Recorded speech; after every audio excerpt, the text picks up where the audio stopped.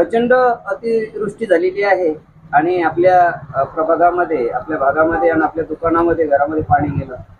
काय जनतेला 2 शब्द सांगणार या अतिवृष्टीबाबत आणि काय उपाययोजना करायला पाहिजे?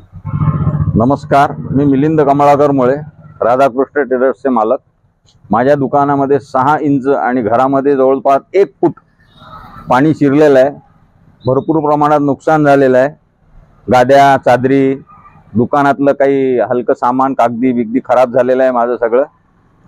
आता त्यावर उपाययोजना हीच की जाफराबाद रोडवरचे नाले क्लिअर करणं, ही मसोबा जवळची भिंत उभारलेली आहे, काही काही ठिकाणी अडथळे आहेत, ते अडथळे दूर करणं हे अत्यावश्यक झालेलं आहे.